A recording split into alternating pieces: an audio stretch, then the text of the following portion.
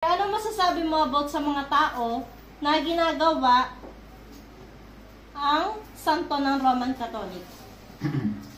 Alam nyo, ang santo kasi, ibig sabihin ng santo ay Diyos. Pag sinabi kasing santo ay God na makapangyarihan. Iba naman yung sinasabi mo, rebulto yon. Diyos-Diyosan. Iba kasi ang santo, iba ang rebulto eh. Mali yan ang tinuro sa atin ng mga pare na mali. Pag sinabi kasing santo, Diyos ang ibig sabihin. God, the power of God and the holy God. Holy God, ibig sabihin banal ang Diyos, santo ang ibig sabihin. Pag sinabing may rebulto ka dyan, ang ibig sabihin niyan, Diyos-Diyosan, hindi yan santo. Yan ay ginawa sa pamamagitan ng kahoy o pamamagitan ng bato, ginawa yan. Ang mga sumasamba dyan ay papasok sa naglalagablab na apoy ng impyerno. Yun ay makikita natin doon sa Revelation o Pahayag, chapter 21, verse 8. Yan ay papasok niya doon. Tingnan mo dito. Bubuksan natin. Sige, Revelation chapter 0. Revelation chapter 21, verse 8. Basa.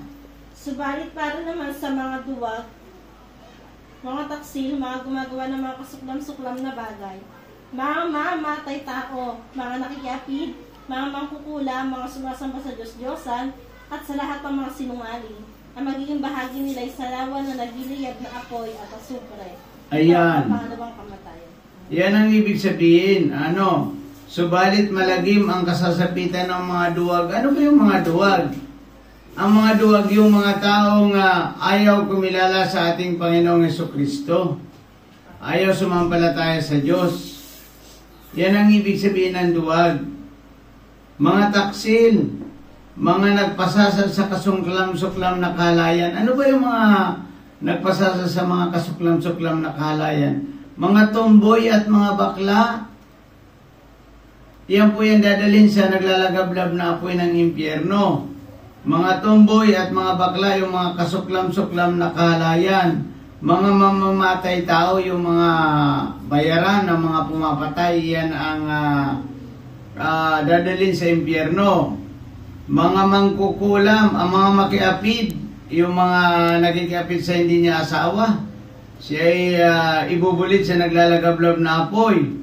Mga mangkukulam, yung demonyo ang kanyang sinasamba at inuutosan niya ang demonyo para dalhin ang kanyang pangkukulam sa isang tao. Halimbawa, may gusto siyang kulamin, dadasalan niya yon sa pamamagitan ng Latin at pupurihin niya ang demonyo at sasabihin niya sa demonyo, dalhin mo itong aking mensahe doon sa kalabang ko o kaya doon sa kaaway ko, itong karayom na ito ay itusok mo doon sa karayom. Sa pamamagitan ng pagtusok niya doon sa manika, ay dadalhin ito ng demonyo kung nasaan. Halimbawa, nasa abroad, yan dadalhin ng demonyo kasi ang demonyo ay nasa hangin yan. Isang iglap lang ay nandoon nasa abroad. Yan ang ibig sabihin yan. At mga sumasamba sa Diyos-Diyosan, ito yung tinatanong mo kanina. Mga sumasamba sa Diyos-Diyosan.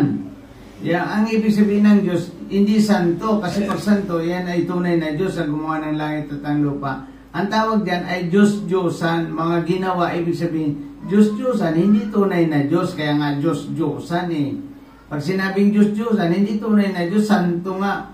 Na ibig sabihin, Santi-Santo. Santi-Santito ang tawag diyan. Ibig sabihin ng Santi-Santito, may malaki at may maliit.